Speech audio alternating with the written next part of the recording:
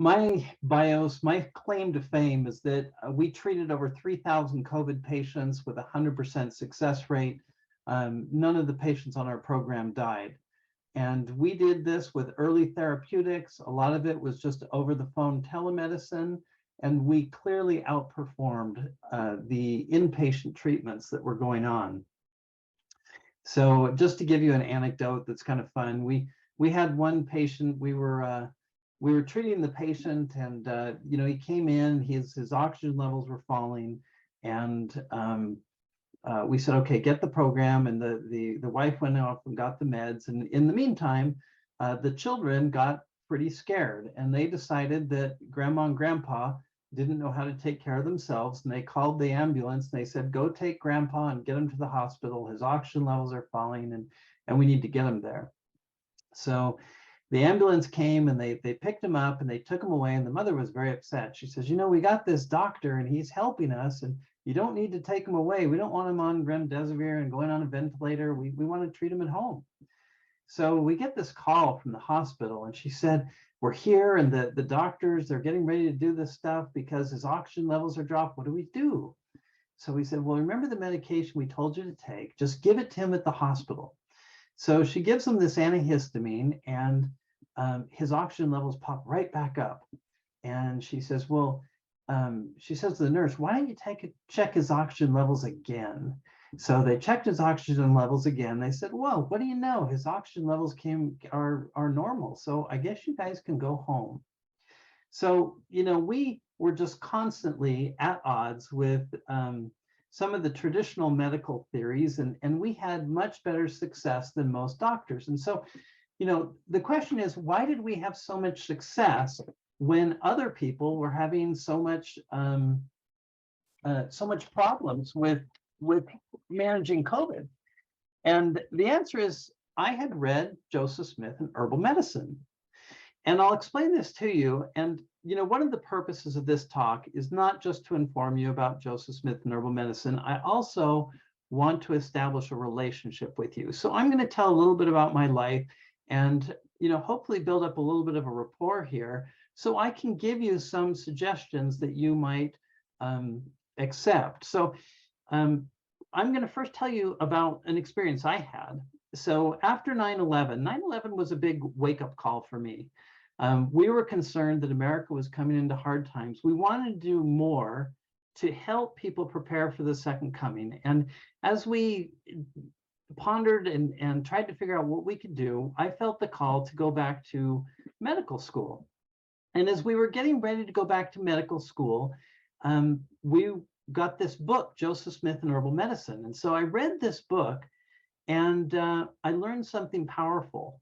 In the book, Joseph Smith and Herbal Medicine, they talk about herbal medicine and nutrition as being the most important parts of medicine.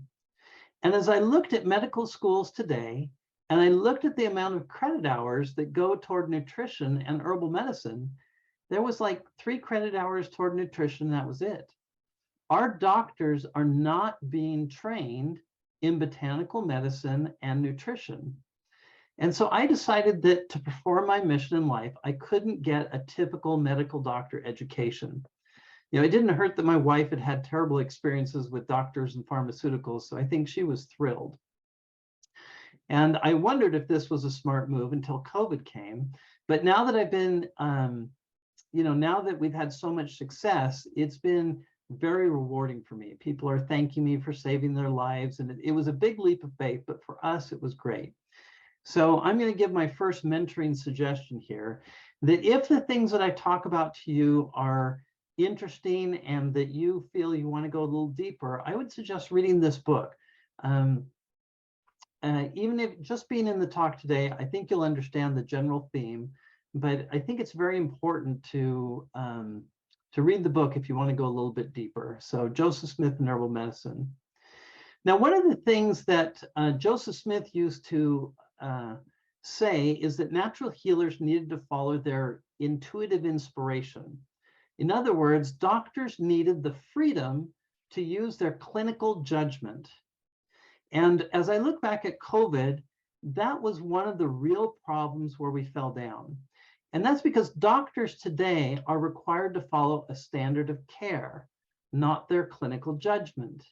And this really confused me because there were people facing blood clots and cytokine storms that were being sent home without any blood thinners, without anti-inflammatories. And I was thinking, this is not rocket science. What's going on? And it happens like this. Medical doctors follow the chief medical officer of their hospital, who follows pharmaceutical boards. The pharmaceutical boards follow human research. And there are checks and balances so that bad research doesn't turn into bad treatments. But in this case, there was blatant fraud being published in peer-reviewed journals. For example, hydroxychloroquine, which comes from the cinchona bark, was one of the most effective medications since 1633. People were fighting to get grows of this because it was such a safe and effective medication, from malaria to all sorts of issues. So this was the darling of the medical industry for 300 years. And then all of a sudden articles come out saying, oh, they're dangerous to take hydroxychloroquine, which was completely ridiculous. Anyway, the articles have all been retracted. Oh, sorry, they were false, but the damage was done. The standard of care in America was following lies and fraud, and doctors who tried to speak up for early therapeutics lost their license. The AMA punished any doctor who used their clinical judgment for treating COVID. Now, there was a nurse who was very pro-vaccine, who was livid that I was giving hydroxychloroquine to my patients, and she called the naturopathic board and complained about me. And they said, well, you know, he's fighting viruses with antivirals. That's sort of what he's supposed to do. But my board called me up and said, you better be careful because you've got some enemies out there. So when you stand up for the right, sometimes great ideas always face great resistance. And it requires a lot of brave action to follow your clinical judgment. And I think that's one thing we need to ask our doctors. When you go to your doctor, say, hey, do you follow your clinical judgment, or are you restricted by some prescribed standard of care? And I think it's important to find a doctor that's not going to be compromised because of political or financial reasons. Anyway, it's nice to be in a naturopathic doctor. I'm not under the AMA, so I have a little more latitude to use my clinical judgment. Well, let's get into the topic at hand, and that's God's law on health. And, you know, there's controversy around health, so it's nice to go back to the scriptures to find reassurance that, that you're going in the right direction. And we have that reassurance. In Doctrine and Covenants 42, the saints had waited anxiously for this because section 42 was considered to be God's law. And it was going to give this culture, this lifestyle that the saints were to live in the latter days. And when we are pondering how we should prepare for the second coming, it's a really good chapter to read. But in particular, we're going to focus on verse 43, which gives Heavenly Father's guidance on health.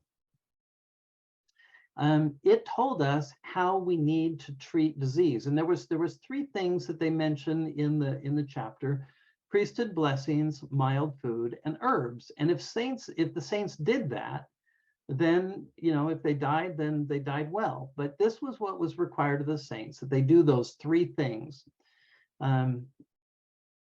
You know, like any new commandment, it takes time to adjust and embrace. And if this presentation was not meant to put anybody on a guilt trip, only to show a path that we should be moving on. So please don't feel bad or guilty in any way as we start to go over these things. But D&C 42 said the sick shall be nourished with all tenderness with herbs and mild food. So there's the three. There's priesthood blessings, mild food, and herbs. And like the book of Exodus, it says, I will take away sickness from the midst of you. Okay, so more verses. You know, I'm sure that Joseph Smith had to learn line upon line, and we do too. So, you know, Joseph Smith grew up hearing Genesis 1:29 that said, God, you know, I have given you every herb bearing seed that's upon the face of the earth. But then as he was translating, he came across,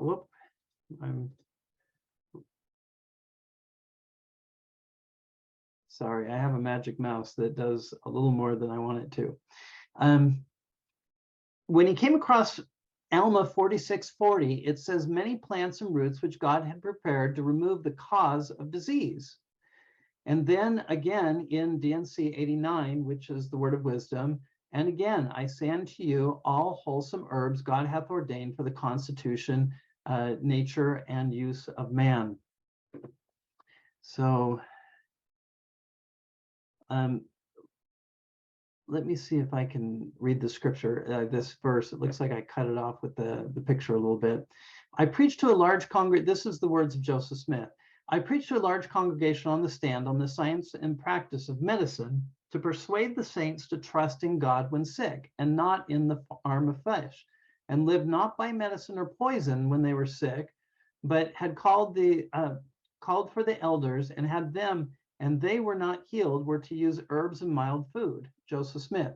So Joseph Smith, as he went through the scriptures, came to the understanding that if we did those three things, if we ate herbs and we had a mild diet and used the priesthood, that we shouldn't need anything else for medicine. Now, choosing doctors over the priesthood was considered a lack of faith. And I think sometimes in COVID, we sort of overreacted with fear. And we really should have gone to the Lord in prayer. We should have trusted that he would deliver us. My wife and I are almost empty nesters, and she's my medical assistant. We work out of our home. And most of our patients are in Utah. Most of our patients are telemedicine, but there's some in St. George that come to our home.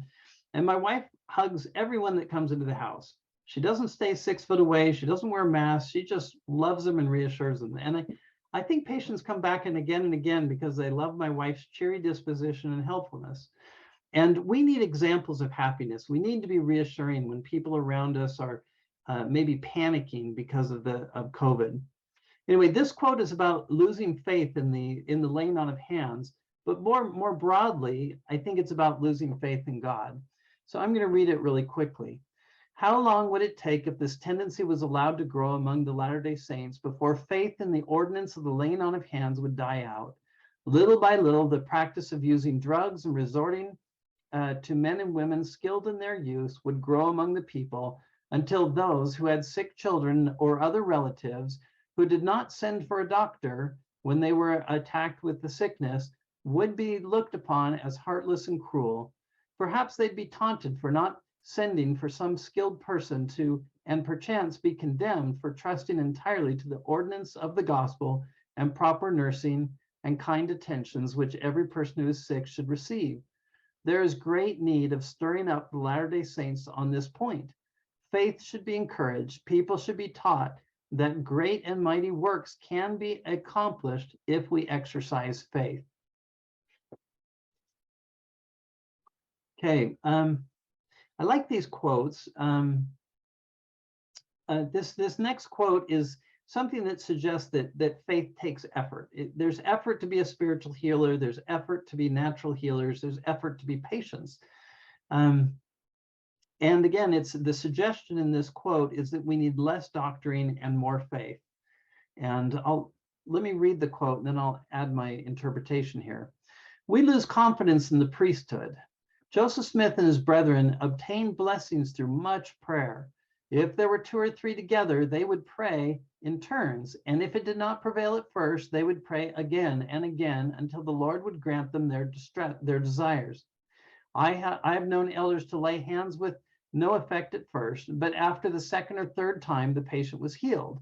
Now, if it can be done once, it can be done again and again. And I have been administered to repeatedly without the desired effect. And I long to see the day when the spirit and power of healing will attend the administrators. This was Bishop Partridge's daughter and Brigham Young's wife that was talking here. And I want to talk a little bit about how priesthood blessings work. Sometimes my own personal experience is that when you give a blessing, sometimes there's intuitive inspiration that follows that blessing, and the healing may not be immediate, but ideas come and it's a line upon line that the healing happens. So I'll give just a little example. My wife comes to me and she says, honey, I've got a yeast infection. The pharmaceutical antifungals don't help. What do I do? And she asked me, please go pray, come back with a solution. So I start the intuitive inspiration, right? Well, female Crace areas need acidity to maintain the right bacteria. Bacterium, yogurt might help. She's feeling burning, maybe some peppermint.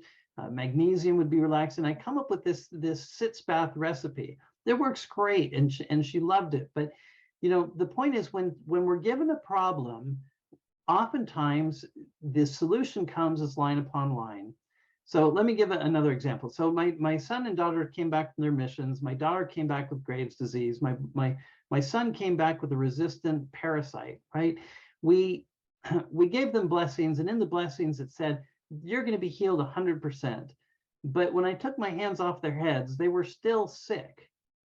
But we did have a series of miracles where we found pharmacies that were in Australia that had special blends of antifungals, and we had special autoimmune disease supplements like low-dose naltrexone that we got introduced to. And really, we found these miracle modalities. So we did apply faith, but the answer didn't come on our knees. It came sort of afterward. And, there are times when we've had more immediate things, but it seems to me that a lot of our healing ends up coming a little bit later. So just a warning, the scriptures talk about, hey, use nutrition and the priesthood and botanical medicine, and that's it. But that's something we have to work up to. Joseph Smith had a son, Hiram, who died of appendicitis. And, you listen to saints and you just think, oh, that must have been just devastating to the parents. And I'm sure he got a blessing by the prophet himself. And everybody said, oh, if he'd only gotten medical care sooner, he would have survived. And I would agree.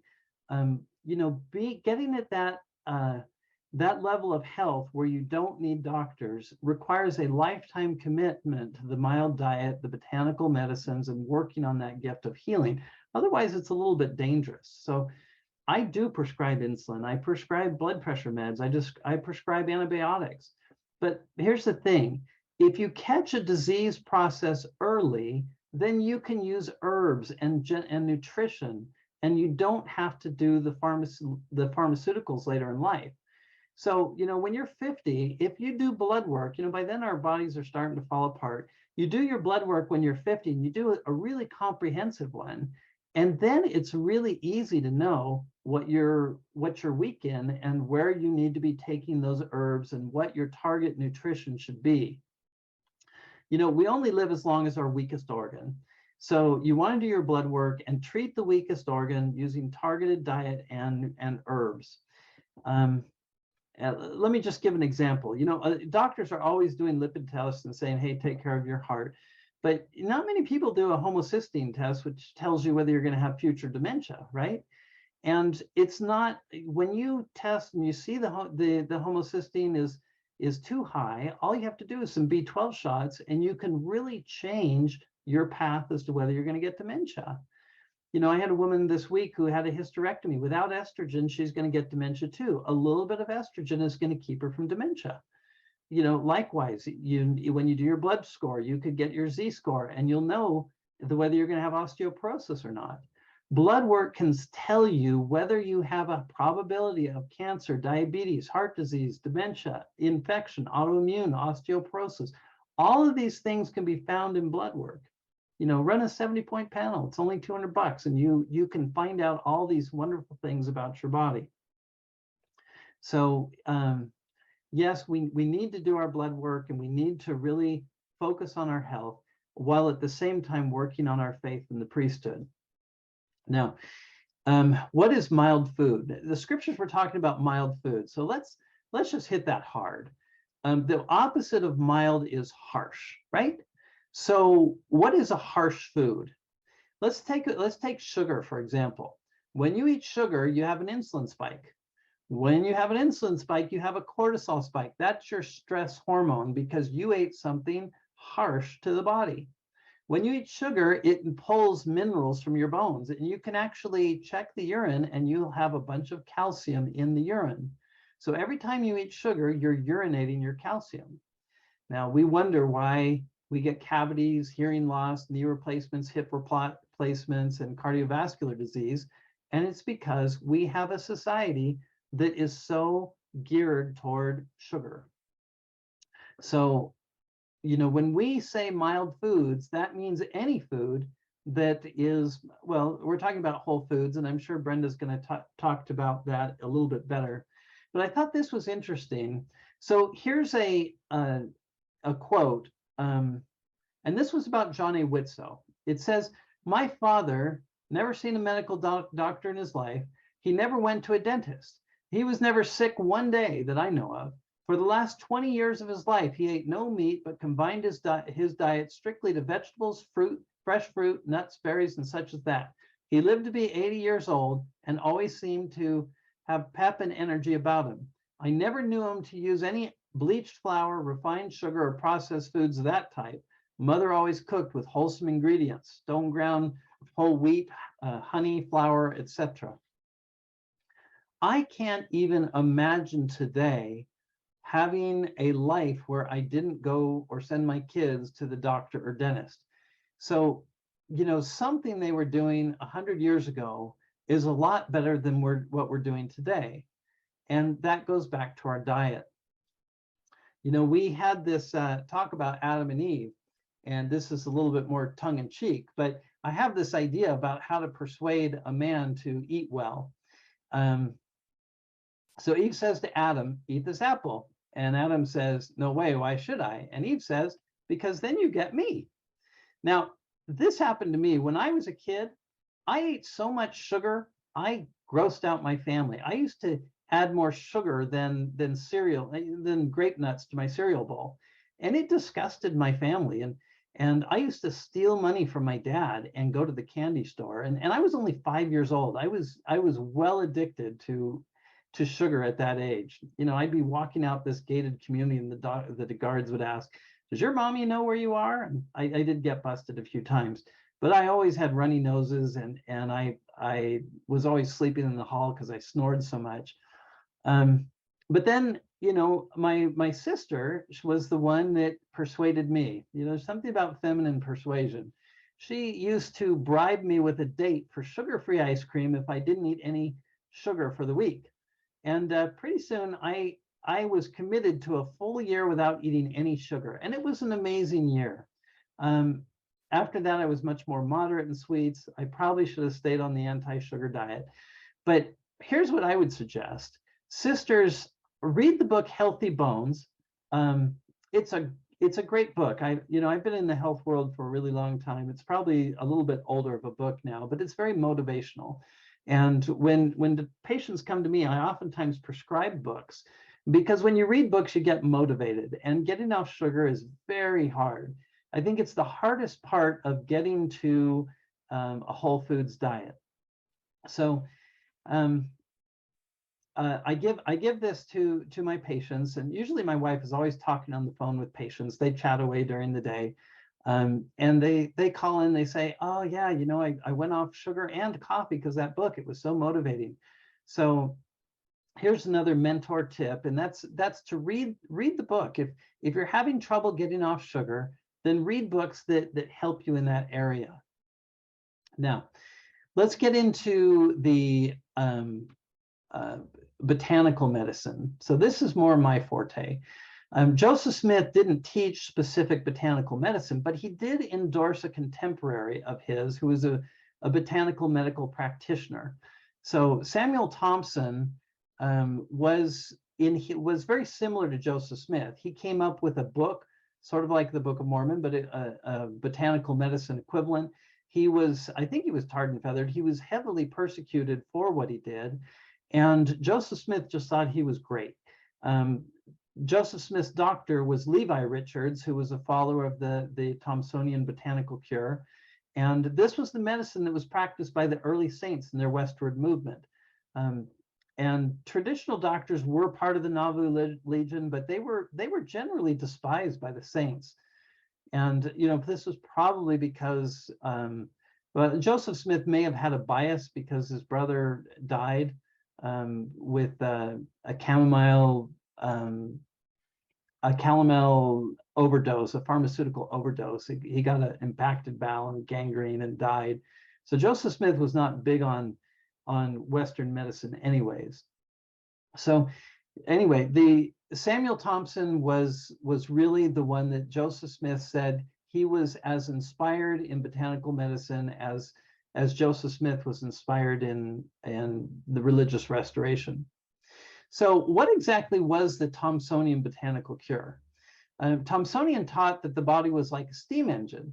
It needs water, heat to create perspiration, and cold obstructs perspiration. So they had a three-step formula that was pretty simple.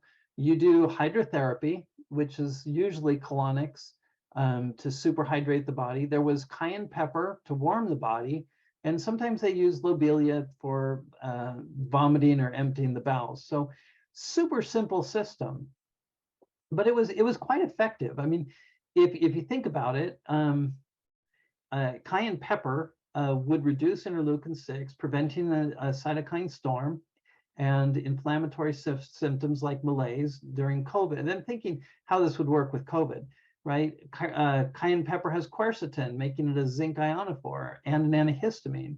Quercetin has salicylates like aspirin and would be a blood thinner and prevent blood clots. And the hydration would lubricate the body so they didn't have a dry cough. So I really think that if people had done nothing more than the Thompsonian botanical cure, it really would have been a great system for COVID.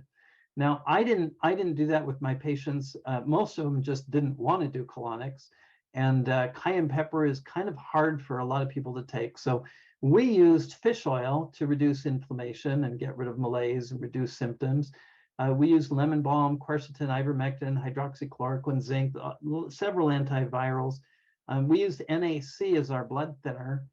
We used broccoli sprouts as our antioxidant. We used the lung tea for hydration. So the program that we had was very harmonious with the Thompsonian botanical cure. So where is the Thompsonian botanical cure today? It got mixed in with and rebranded with eclectic medicine. You know, medicine's a two-party system, and it was hard for botanical medicines to compete with traditional medicine. And so they joined forces with homeopathists and other alternative medicines. And this was all came together in the Eclectic Medical Institute in Cincinnati, Ohio. And really, Brigham Young used to send people here to get trained because this was the pinnacle of natural healing. So this was a very special place, and this was kind of, in terms of pedigree, this is where the Thompsonian movement ended. Now, these doctors studied really hard, and they knew botanical medicine extremely well. The only reason why I like botanical medicine doctors today is because they have access to PubMed. And, you know, it's amazing that you can go to PubMed, and herbs are scientific now. There are standardized ingredients. There are when you buy herbs, they're standardized for certain chemicals. So herbs really are high tech. On PubMed, there's a lot of research articles. So it's very high science. And I think one of the other things that I really appreciate that they didn't have was the internet. We have a chat group that's been going on for 20 years of naturopaths. 2,000 naturopaths chat back and forth on all their patient cases, which is a powerful tool. So when somebody comes in and says, hey, I've got this itch all over my skin, I don't know what to do, you know, I go to the archives and I look, okay, for the last 20 years, for 2,000 naturopaths, what have people been doing and what works? And that's a really powerful thing we have today. So anyway, what happened with eclectic medicine? Rockefeller put out the Flexner Report, which ranked medical schools, and any school that emphasized drugs or surgery was considered a good school.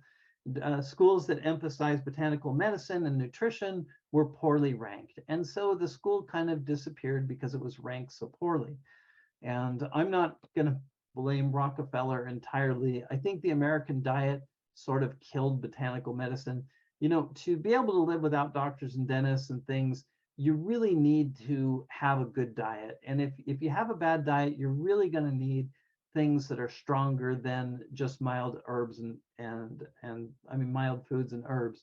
I mean, if somebody has 220 over 120 as their blood pressure, a little herb isn't going to work. You really need strong pharmaceuticals at that point. You know, you're taking 3 antihypertensives at double doses is where you need to be.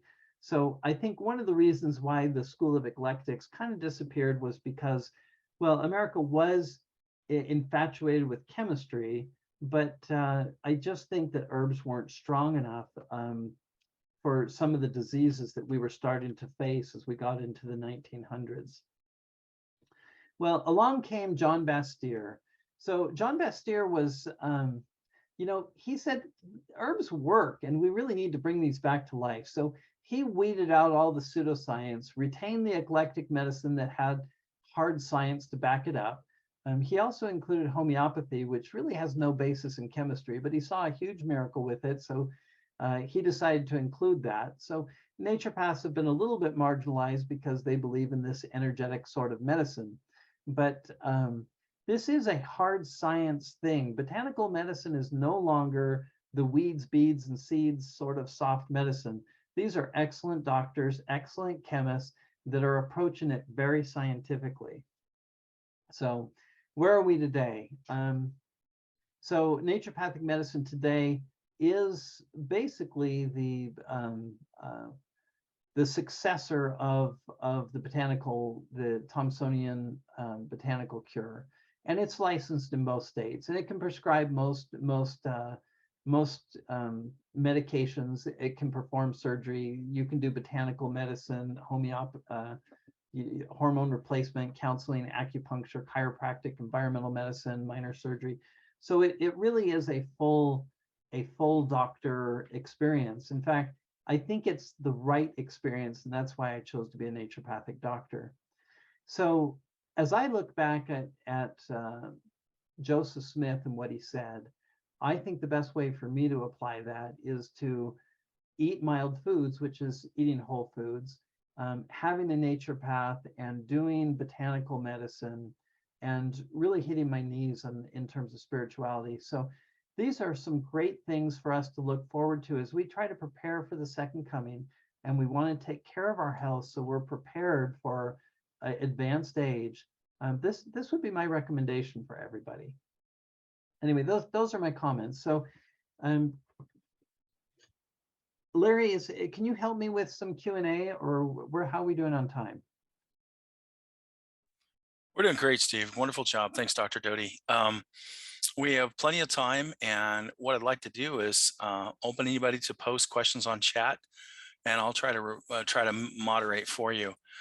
So go ahead and post your questions on chat, and Dr. Doughty and I will refer to that. So while we're waiting on questions, Dr. Doughty, one of the things I'd like to ask you is just a clarification. You seem to lead me to believe you were saying that priesthood blessings require a lifetime commitment to better health. Was that what you meant to say? No, I'm sorry. I guess that's one of those false doctrines, huh? Already coming out. No, what I meant to say is to make power in the priesthood takes effort on the part of the person that's performing the blessing. I do think, you know, what they said in the quote is that the prophet spent hours on his knees. And I think wrestling with the spirit is something that needs to happen. So has nothing to do with the medicine, but I do think that it's not as simple as following a trite Sunday Mormon lifestyle and putting your hands on somebody's head. To get that level of priesthood power takes effort and time and commitment. So no, it was not about health. It was about just effort in general to have those spiritual gifts. That's terrific. I appreciate the clarity. I got a little note for you. The other thing I wanted to mention is that you talked about priesthood. I'm not the doctor, right? But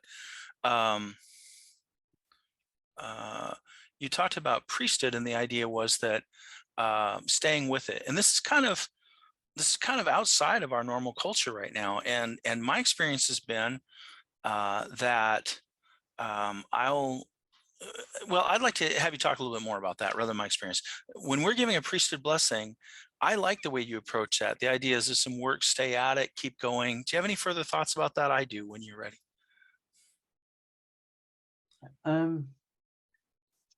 I'm trying to have a personal relationship with people, so I'll be honest. My patriarchal blessing challenged me to study medicine, and it says you have the gift of healing, and more than that, I'm giving you the gift to comprehend the human body.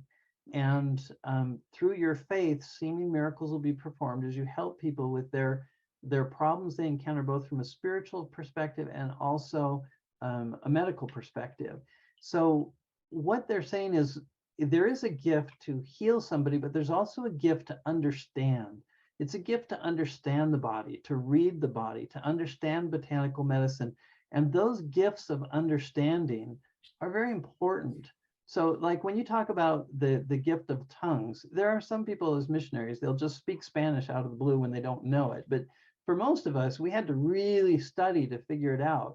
And for healing, and really, as we go on our mission, learning Spanish, the Spirit accelerated our understanding and got us up to a level of proficiency where we could do our mission.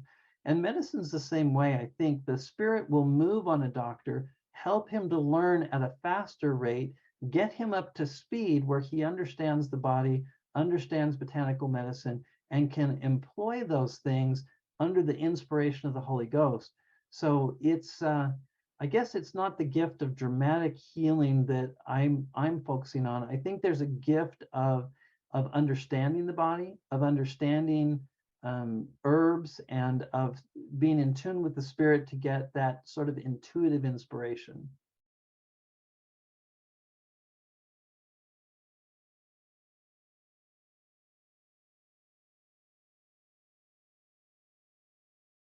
Did I answer your question okay?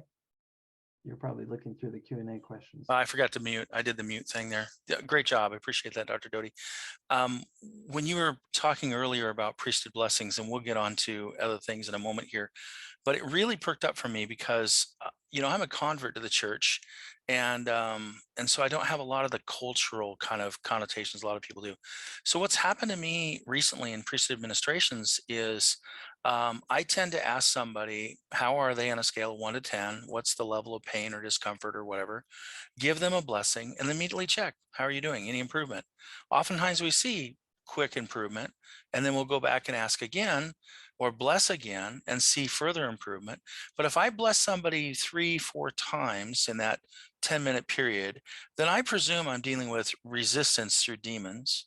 I'll cast out demons and then go at the blessing again. And that's when we oftentimes see breakthrough. So I thought that quote was very, very encouraging because the way that I tend to approach healing the sick. And I was like, wow, that was really, really cool.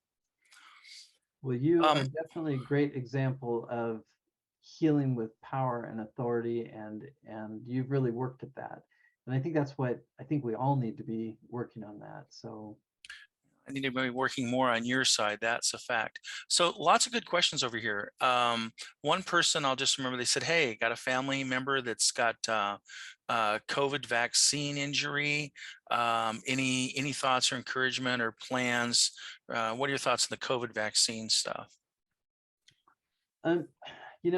we get long COVID injuries all the time, right? And again, I think it comes back to the same principles that were in the Thomsonian system, the same principles that we put in our system.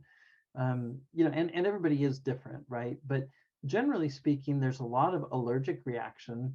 And so you've got these spike proteins in your body, and you're allergic to those spike proteins.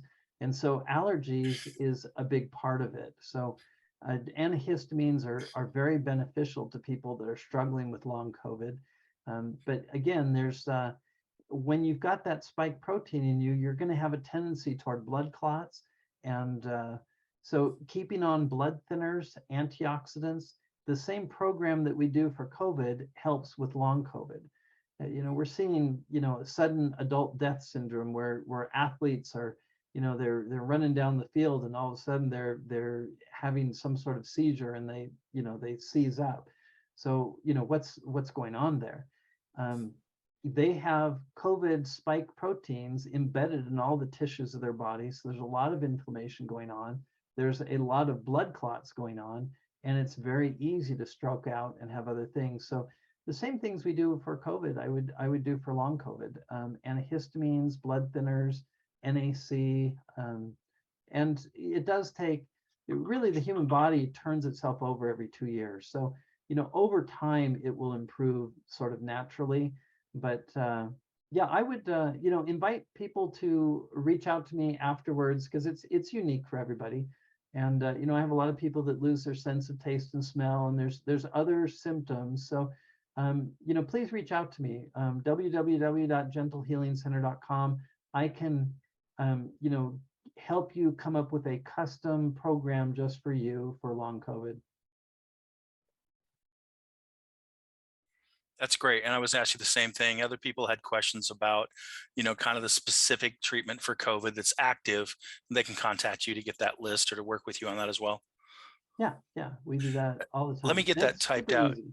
www.gentlehealingcenter.com. And you can do it over the phone. It's 15 minutes. We call in whatever you need, and we try to do we try to do over the counter stuff and not pharmaceuticals, but we can get all the pharmaceuticals to people. So yeah, that's terrific. So I'm looking at any other questions are coming up here. I see some other points. Somebody's concerned about costs. Kind of reflect the idea is that most naturopaths aren't covered by insurance, and then there's the expense of the herbal issues, things like that. Any way of addressing the cost related issue? What are your thoughts there?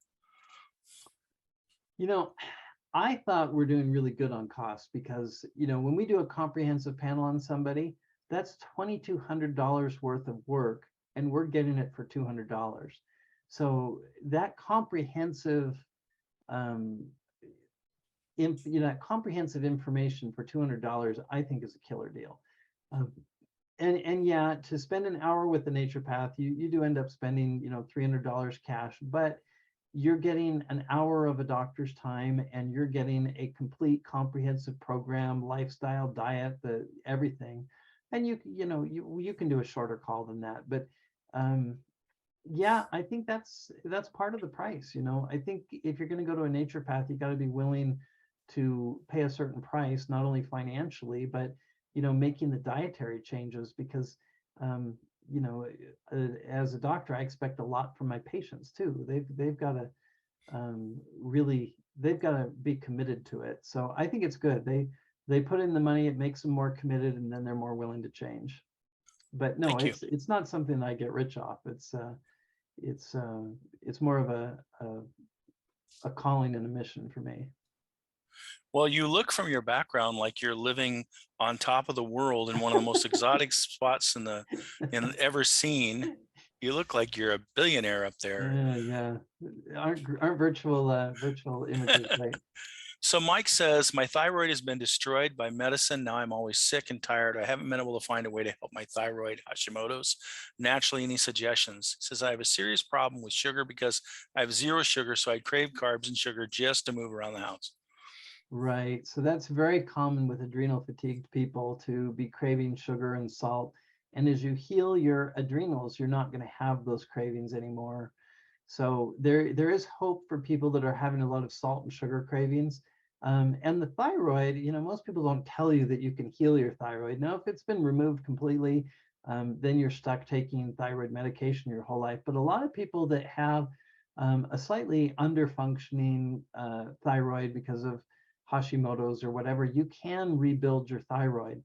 And it's, again, simple principles: rest and exercise. So we cycle with thyroid. We give thyroid for 2 weeks, and then we go off it for 2 weeks, and we rest and exercise the thyroid, and we rebuild it to where it can work independently. But you also have to handle the autoimmune disease. Like I said, my daughter, we cured her of Graves' disease, and she just had her third baby this 2 days ago. So, or let's see, on Saturday. So it's yay! Yes, you can. Yay! And I told Becky, I told your darling wife, Becky, I just can't think of a family that needs to do more for the gene pool than you guys. So really excited about that. Go Doughty. Please reach out if you have autoimmune issues, because we've had lots of success with autoimmune thyroid stuff. Oh, that's great. Somebody writes whole food, plant-based for the win. You're going to love Brenda's presentation coming up. Lots of awesomes and well said, and love that. There was one other quote. Can you treat people internationally? I know you have a limited license in the States, but if somebody's living in Hong Kong, can you do a consult with them? I can't. Most of our patients fly into Utah for a day, and they have a consult when they're sitting in Utah, and then our prescriptions will last for a year. So if somebody visits Utah, I can help them for 1 year, and that's pretty limited. I guess if I had enough demand in another state, I could get licensed in the other state. But right now, it's just Utah. However, I really do think that we can communicate. We do communicate with a lot of people outside of Utah. We don't necessarily practice medicine, but we are so happy to chat with people, to guide them, give them some ideas. And a lot of times we point them to local doctors that do the same thing in their community. Yeah, that's what Brenda and I did when she was first diagnosed with trigeminal neuralgia. I found reports in Ireland and in Australia, talked to those authors out of the peer-reviewed journals, and they referred us back into folks we could work with in the U.S. By the way, Dr. Doughty, Mike says thank you so much. Appreciate your answer. Somebody else, MJ, says, what about hantavirus? Any thoughts about that? Um, you know, again, I think that I don't know. It's really, you can't kill a virus because it's not alive, right? And there are different herbs that will block different viruses that interfere with them. So, I was looking at original research around herpes virus when they were saying, yeah, with lemon balm, it's got caffeic acid, it's got iron, it sort of surrounds that heparin sulfate hook of the virus and makes it so the virus can't grab onto things, can't grab onto cells. So every virus has a different herb that is going to be best for blocking the virus from grabbing onto the cells and keeping the cell count down. Every time a new virus comes up, I have to go look myself. I have to go out in PubMed. I've got to search and find, okay, which herb is going to block this one? Because, some herbs, propolis is a great antiviral for some viruses, but for some it does absolutely nothing. And so I don't know on that particular one. You'd have to reach out to me offline. I'd have to go searching and find what herb would block that particular virus, because it is virus specific. What's a good text to reach your scheduler if they want to text and get on your schedule? Yeah, again, gentlehealingcenter.com has It's got the whole a thing. new patient registration. It's got my Okay. wife's texting number, and she loves to text people, so she texts all day with people. So anytime people have issues, they text her, and she's just wonderful to talk to. So I Okay. get compliments every day on how wonderful my wife is. She's got much She is better. wonderful. She's got She is much better wonderful. bedside manner than I do. Well, but you have a science heart. Let me just say something about Dr. Doughty. I have a long-term traditional relationship with a variety of naturopaths from Oregon down to Arizona and up Utah. And what I found is in the 70s and 80s, more of the naturopaths I work with were a little woo-woo. They were a little on that crystal hugger kind of thing. But I have found Dr. Doughty to be he is so hardcore on the science side. He really is a scientist first, and then kind of an intuitive healer second. And that's just been wonderful for our family. Elle asks, and I think this is going to be our last question, folks. So I would invite you to reach out to Dr. Doughty at gentlehealingcenter.com. Elle asks, a friend said vitamin K2 and milk thistle helps with osteoporosis. Is that true, and is it safe? Okay, remember, osteoporosis is what we just went over. When you eat sugar, you urinate your calcium, and that's what causes weak bones. The Bantu tribe in Africa has the strongest bones in the world, and they have the lowest amount of calcium in their diet. It's not a matter of getting more minerals in the diet. It's about reducing the loss of mineral because of bad diet. So people take calcium, and that's great, but what's more important is that when you get calcium, you don't spend it. Your bones are your bank account, right? And when we eat sugar, we take withdrawals from that bank account. And some people earn a lot of money because they've got all these fancy minerals, but they blow it all by the way they eat. So for me, when somebody has bone issues, we get them off sugar, but then we put them on a vibration plate. And I'll tell you why. There are bisphosphonate drugs that will strengthen bones, but they tend to strengthen the wrong bones. I mean, you could end up with a really strong jawbone, but what good does it do you? When you step on a vibration plate, it will vibrate your knees, your hip, your lower back, and that vibration will tell those little osteoblasts to wake up, put up scaffolding, and strengthen the bone. So I put my patients that have weak bones on a vibration plate, and I tell them to stay off sugar. If they're hyperthyroid, we have to get their thyroid well balanced. But yeah, we have good success. We watch their Z scores, and Z scores improve. People typically go up about 5% bone density every 6 months, and they would get out of osteopenia, osteoporosis into a healthy stance. So that works really well. And I'll just give one last plug. One of my favorite recommendations is to eat broccoli sprouts. And most people don't know this, but broccoli sprouts is the #1 anti-cancer food. And half of Americans will get cancer. So, we have 129 people on this call, and probably 60 of you are going to get cancer at some point in your lifetime.